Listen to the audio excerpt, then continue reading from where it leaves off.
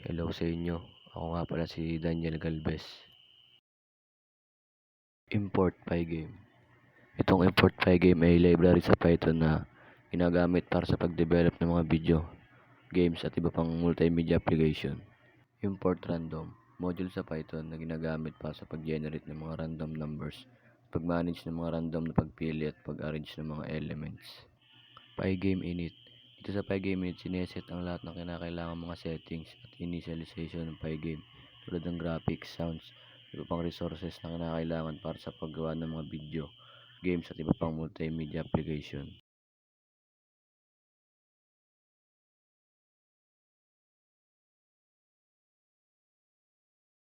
Itong code na to ay ginagamit sa pag-set ng size ng window o screen sa isang Pygame application. Example, ang width ay gagawing 800 pixels ang lapad at ang height naman ay gagawing 600 pixels ang taas ng screen. Ang code naman na to ay gumagawa ng isang window o screen gamit ang Pygame library sa Python. Ginagamit ang Pygame.display.set mode function para magtakda ng sukat ng window o screen base sa mga naunang tinukoy ng mga sukat ng width at height.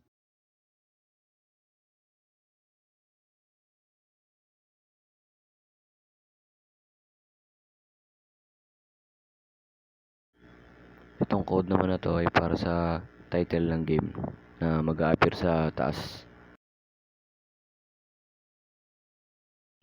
Ang code na ito ay magpapakita ng white color sa pamamagitan ng pagbibigay ng pinakamataas na intensity para sa RGB.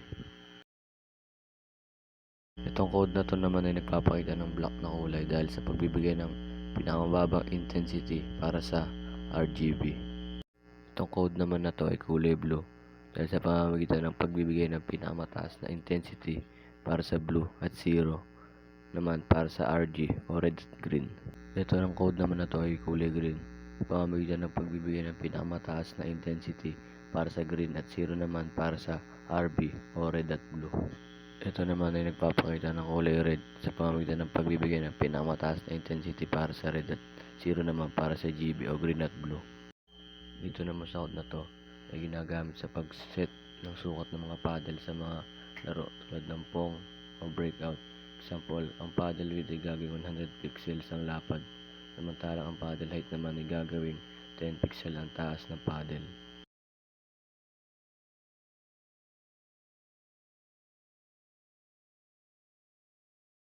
Ang code na to ay naglalagay ng paddle sa gitna ng screen sa width nito at may 50 pixels na space mula sa ibaba ng screen.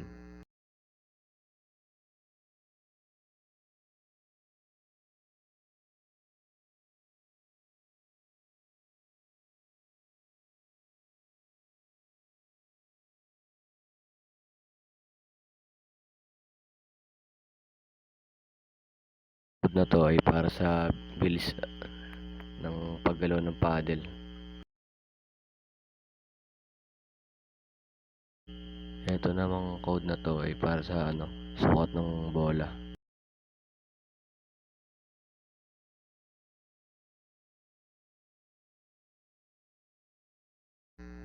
Ang code na to ay naglalagay ng bola sa gitna ng screen sa parehong axis, kung saan ang ball X ay nasa gitna ng lapad at ang ball Y ay nasa gitna ng taas.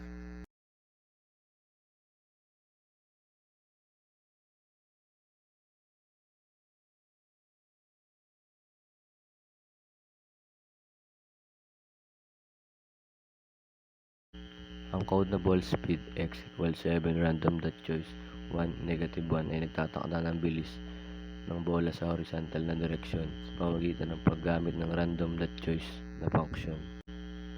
Dito naman ay nagtatakda ng bilis o speed ng bola sa pataas na direksyon at ang negative value ay nag-i-indicate na ang bola ay gagalaw pataas ng screen. Sa code na ball pose equal false, ito ay nangangalagang ang laro ay patuloy na tumatakbo at ang bola ay patuloy na gumagalaw. Dito sa code na to ay nag-represent ng dami ng row, ngunit sa code natin ay may isang row lang ng bricks. Ang code na to naman ay nag-represent ng dami ng bricks sa isang row, kaya sa isang row natin ay may 10 bricks tayo dahil yun ang milyon na sinet natin. Dito sa code na to, Magtatakda tayo ng lapad at taas ng bricks. Sa lapad natin ay 70 at sa height naman ay 20.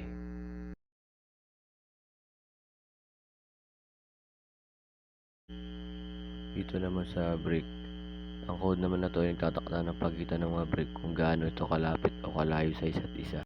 Sa code na to, ang mga bricks ay maaaring idagdag sa list kapag sila ay nilikha o nilagay sa screen. Ang bricks ay maaaring maglaman ng mga detalye tulad ng kanilang position, lapad, taas at iba pa.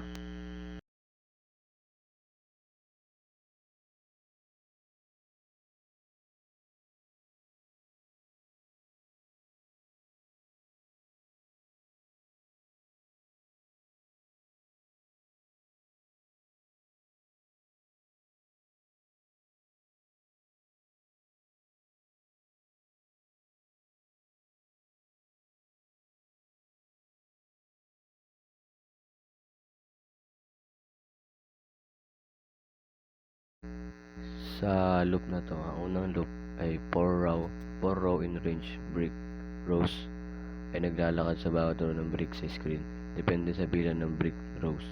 Ang pangalang loop naman ay 4 call in range brick calls ay naglalakad sa bawat column ng bricks sa bawat row, depende sa bilang ng bricks.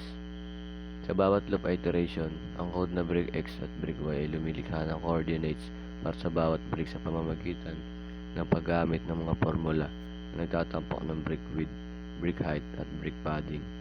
Ang pygame.rect brick X, brick Y, brick width at brick height naman ay ginagamit upang lumikha ng isang rectangle object na kumakatawan sa bawat brick at idinadagdag ito sa bricks list gamit ang bricks.append na function.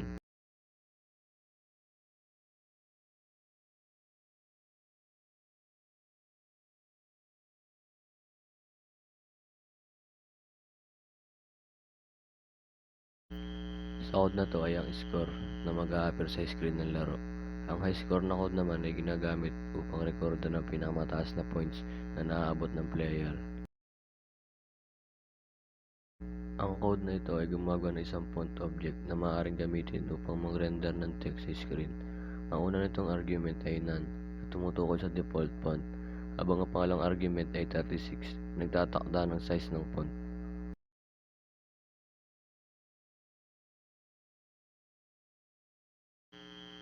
Ang drawText function ay nagbibigay ng paraan upang madaling magdagdag ng text sa Pygame application.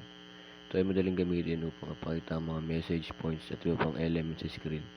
Sa code na to, ang render font at render text through color ay gumagawa ng isang text surface na naglalaman ng text na binibigay na may tinukoy na kulay at font style na itinakda sa variable na font. Ang screen.render x and y ay naglalagay ng rendered text sa screen sa tamang posisyon. Ito ay ginagamit upang ilagay ang text sa screen sa tamang lugar, depende sa kinakailangang layout o display ng application. Ang def-reset ball ay naglalaman ng isang function na tinatawag na reset ball. Sa function na to, nire-reset ang mga kailangang aspect ng bola sa isang Pygame application. Global ball x, ball y, ball speed x, ball speed y score. Ang global keyword ay nagsasaad na ang mga variables na ball x, ball y, ball speed x, speed y at score ay gagamitin mula sa global scope, kaya maaari nang baguhin ang kanilang mga halaga sa loob ng function. Ball x, ball y equal width /2 height ay nagpapatakbo ng pag-reset sa position ng bola sa gitna ng screen, kung saan width 2 ay nagbibigay ng horizontal na position sa gitna ng lapad ng screen at height 2 ay nagbibigay ng vertical na position sa gitna ng taas ng screen. Ball speed x equal 11 random.choice 1 negative 1 nagre-reset sa horizontal na bilis ng bola pamamagitan ng pagpili isang random na direksyon.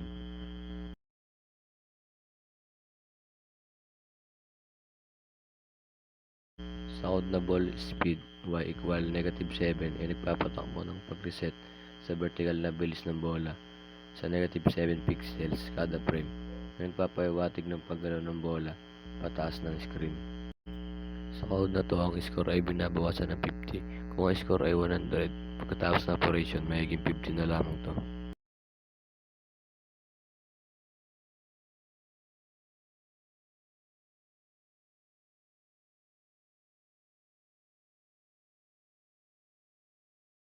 Ang code na depth draw button, text color X, Y, width, height ay naglalaman ng isang function na tinatawag na draw button. Ang layo ng function na to ay upang lumikha ng isang button sa screen sa isang Pygame application.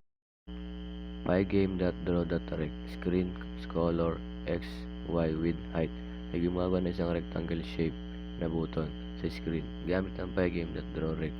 Ang screen ay ang surface kung saan nilalagay ang button.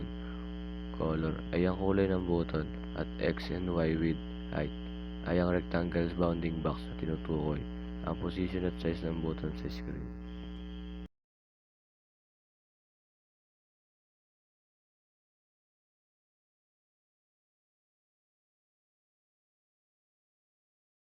Draw text white X plus width 2 minus 50 Y plus height 2 minus 15 ay tumatawag sa draw text function upang ilagay ang text sa gitna ng button.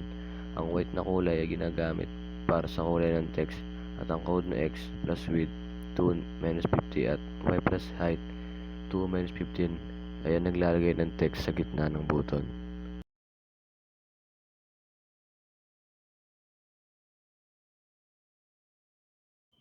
Ang code na depth is over button, mouse pause, button right. Layo ng function na ito ay upang matukoy kung ang mouse cursor ay nasa ibabaw ng isang button sa screen sa isang Pygame.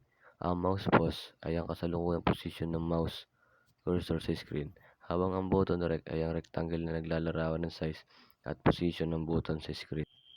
Return button rect collide point mouse pause ay nagre-return ng true kung ang mouse cursor ay nasa ibabaw ng button rect at false kung hindi. Ito ay nagreresulta sa pagtukoy kung ang mouse cursor ay nasa ibabaw ng button base sa collision detection ng Pygame na tinatawag na collide point. Ang code na depth generate bricks ay naglalaman ng isang function na tinatawag na generate bricks. Layunin ng function na to ay upang lumikha ng mga bricks sa larong brick breaker. Global brick row bricks. Ang keyword na global ay nagbibigay daan sa pag-access at pagbabago ng mga global variables mula sa loob ng function. Ito ay ginagamit upang magamit ang brick rows at brick variables na tinakda sa labas ng function. Brick rows plus equal 1. Ang bilang ng brick rows ay dinadagdagan ng 1. Ito ay nagpapahiwatig na nadadagdagan na ng isang row ang bilang ng bricks sa larong ito. Bricks ay naglalagay ng list bricks sa isang walang laman empty state. Ito ay ginawa upang linisin o i-reset ang list ng mga bricks dahil ang function na ito ay inaasahan na maglikha muli ng mga bricks mula sa simula bawat pagtawag nito. For row in range brick rows. Ang brick rows variable ay tumutukoy sa bilang ng mga rows ng bricks sa screen. Sa bawat iteration ng loop na ito, ang variable row ay tumatagal ng isang integer value mula 0 hanggang brick rows. For call in range brick calls, naglalakad sa bawat column o hanin ng bricks. Sa bawat row, ang brick calls variable ay tumutukoy sa bilang ng mga columns. Sa bawat loop iteration, ang code na brick X at brick Y ay lumilikha ng coordinates para sa bawat brick sa pamamagitan ng paggamit ng mga formula na nagtatampok ng brick width, brick height, at brick padding.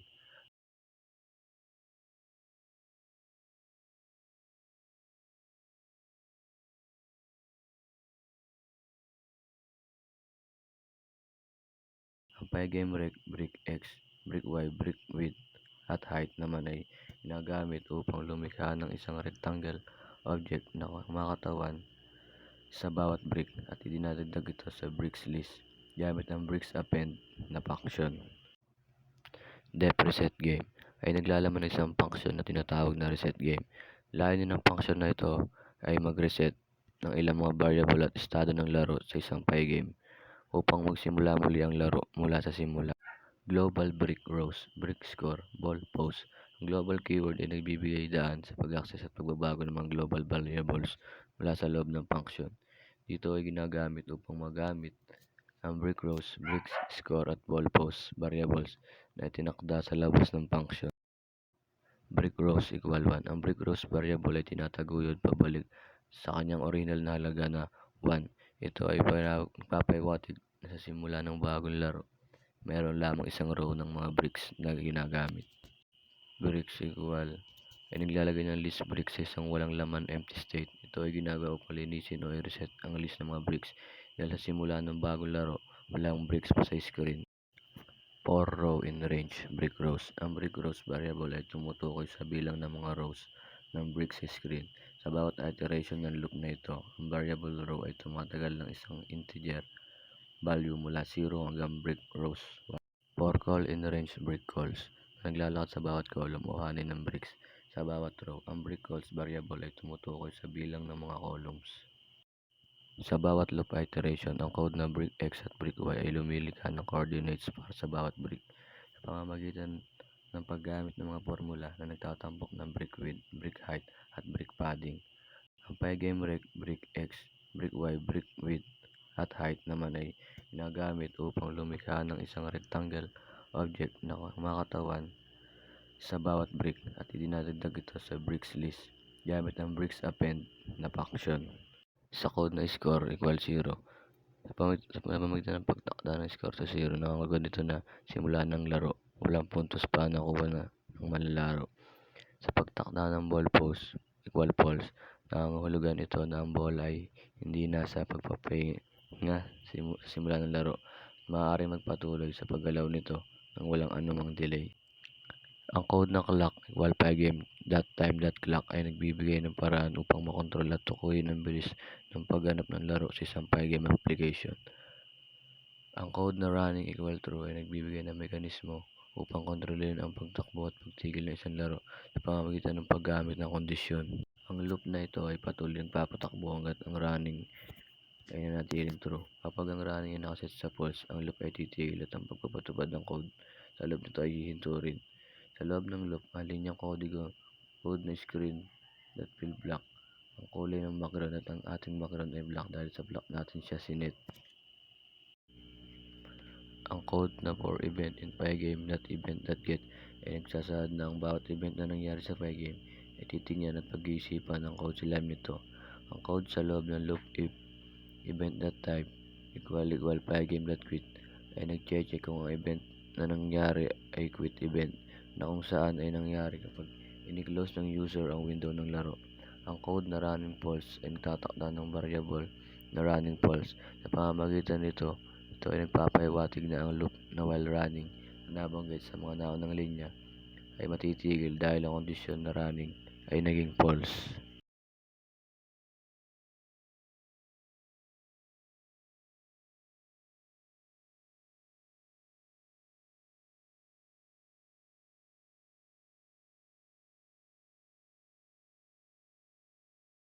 Ang code na elif event.type equal pygame.mouse button down. Ang code na ito ay tumutukoy sa kaganapang nagaganap kapag ang mouse button ay pindutin. Mouse pause equal pygame.mouse.get pause. Ang mouse pause ay binubuo ng kasalukuyang posisyon ng mouse screen gamit ang pygame.mouse.game pause. Ang code na if is over button mouse pause try again button rect. Kung ang mouse ay pumindot sa try again button.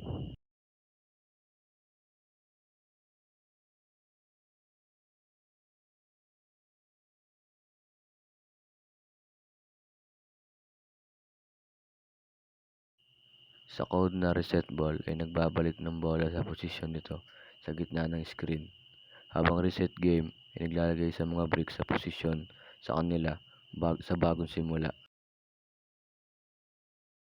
Ang elif is over button mouse pause next level button rect and not. Kung ang mouse ay pumindot sa loob ng lugar na tinatayo ng next level button sa posisyon na tinutukan ng next level button rect at wala natitirang bricks sa screen, ito ay iluluklok ang generate bricks function upang lumikha ng mga bricks para sa susunod na level.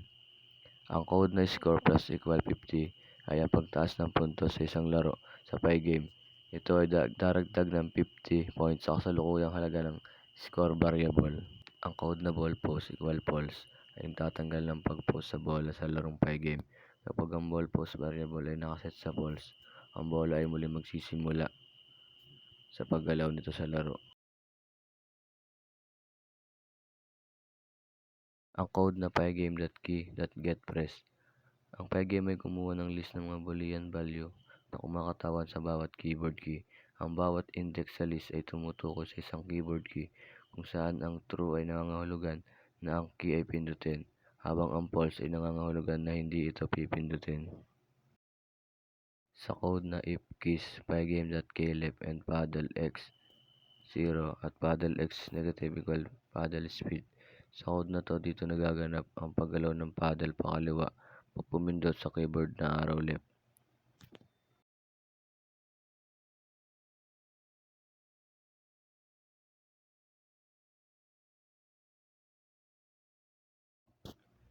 If keys pygame.k right and paddle x less than with minus paddle with at paddle x plus equal paddle speed. Sa code na to, dito nagaganap ang paggalaw ng paddle pa kanan pag pumindot sa keyboard arrow right.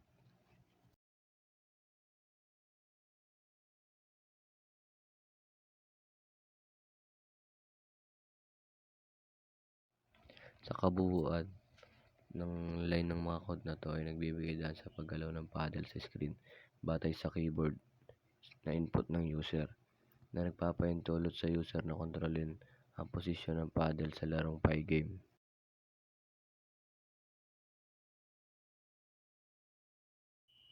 If not ball pose, sa code na to sinusuri kung ang ball pose ay hindi nakaset sa true.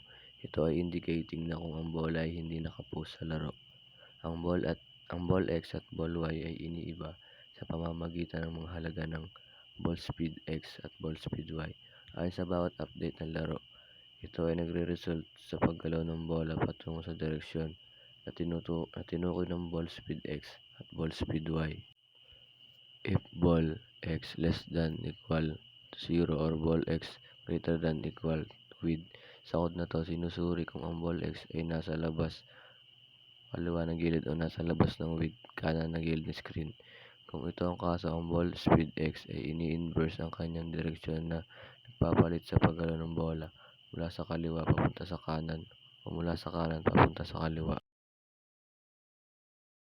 If ball y less than equal to 0, sa linyang ito, sinusuri kung ang ball y ay nasa labas o pareho ng 0 na nasa taas ng gilid ng screen.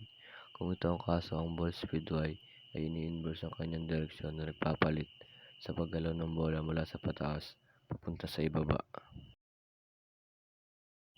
If ball y greater than or equal paddle y minus ball radius, ito ay nagsasaad na kung ang ball y ay mas mataas o pareho sa posisyon ng paddle y minus ang radius ng bola. Nangangahulugan ito na ang ibaba ng bola ay mas mataas sa itaas na dulo ng paddle. Paddle x less than equal ball x less than equal paddle x plus paddle width. Ang kondisyong ito ay nagsasaad na ang ball x ay nasa pagitan ng paddle x at paddle x plus paddle width. Ito ay nangangahulugan na ang bola ay nasa loob ng level na paddle sa horizontal na aspeto.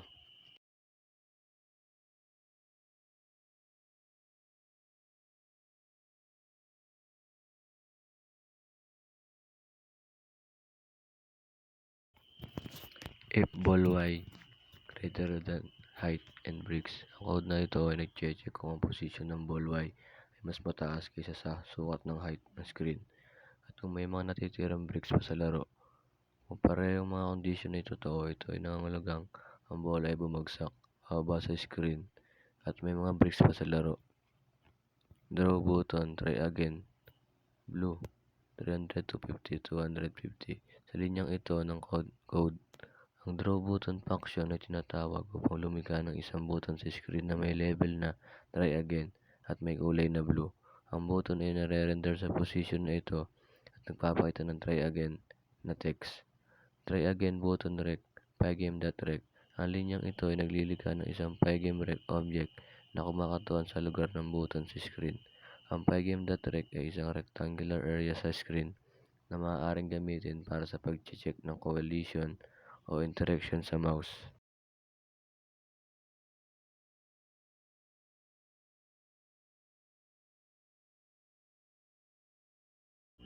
For bricks and bricks, ang code na to ay isang loop na naglalakad sa bawat brick sa listahan ng mga bricks. Sa bawat pag-iterate sa loop, ang brick na kasalukuyan tinitignan ay tinutukoy bilang brick.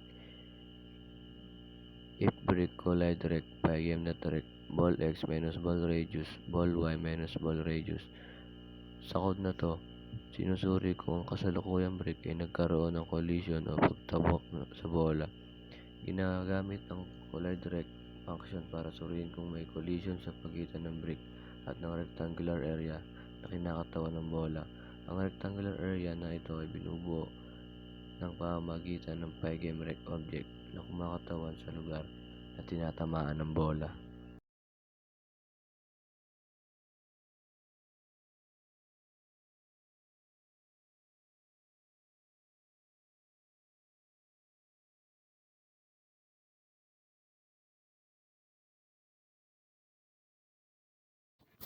Brick removes.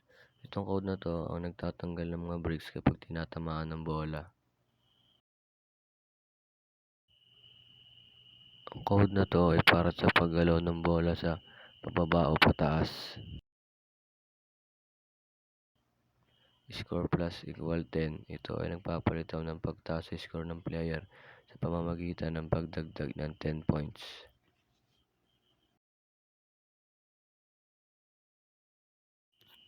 If score greater than high score. Sa code na to, sinusuri kung ang kasalukuyang score ay mas mataas kaysa sa high score. High score. Score. Dito sa code na to, ina-update kung ang bagong score ay mas mataas sa high score. Kapag naging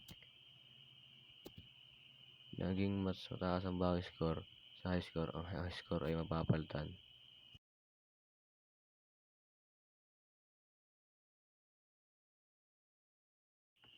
Pygame.draw.direct. Screen blue. Paddle X, paddle Y, paddle width, paddle height. Sa code na to ay ang paggawa ng paddle na may hugis na rectangle at may kulay na blue.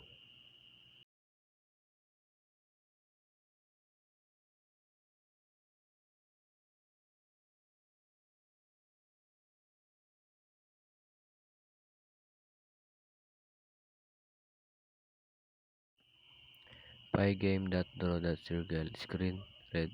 Ball X, ball Y, ball radius. Sa code na ito ay naglalagay ng isang pula na bilog sa loob ng pygame window na kumakatawan sa bola. Ang ball X at ball Y ay ang posisyon ng sentro ng bola sa screen, habang ang ball radius ay nagtatakda ng laki ng bola.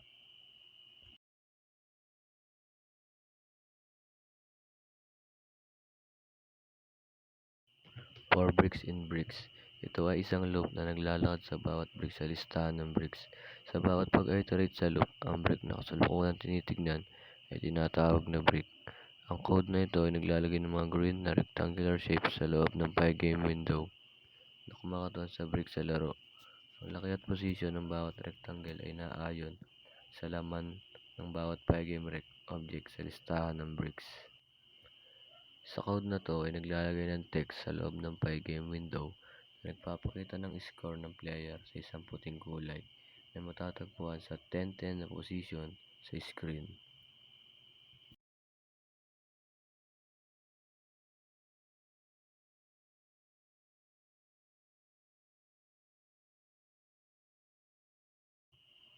Sa code na ito ay naglalagay ng text sa loob ng pygame window na nagpapakita ng high score na naitala sa laro sa isang puting kulay na matatagpuan sa gilid na kanang bahagi ng screen.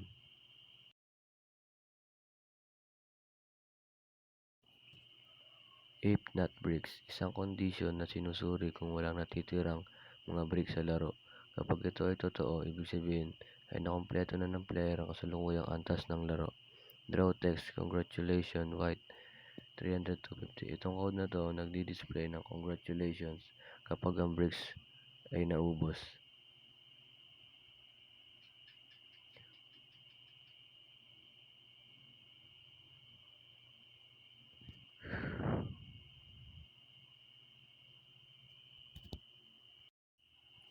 Draw button, next level, blue, 300,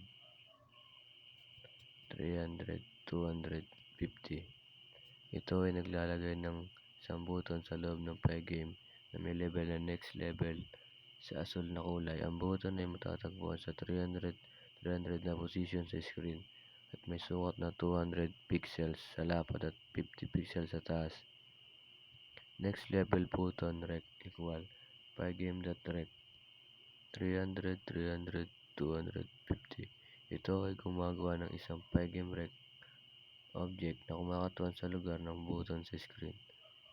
Ang pygame rec ay isang rectangular area sa screen na maaaring gamitin para sa pag-check ng collision o interaction sa mouse.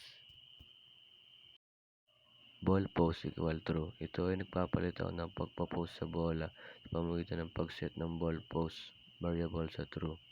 Ito ay ang paghinto ng bola at hindi gagalaw hanggat hindi napipindot ang next level button.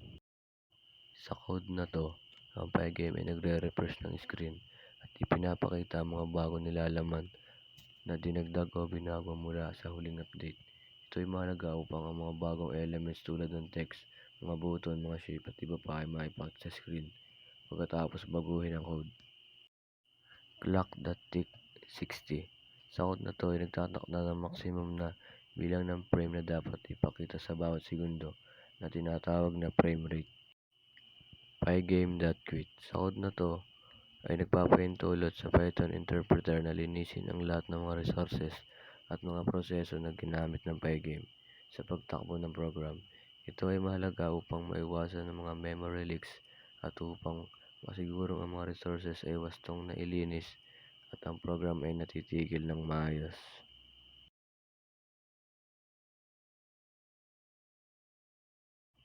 So ngayon, itatry nating i-run yung ating games na Brick Breaker. So ayan na yung ating games. Nakakontrol siya ng left and right keyboard. Try again. Tapos yun lang. Pag natapos mo yung level na yan, dadagdagan ng bagong row ng mga bricks. Wait lang natin matapos.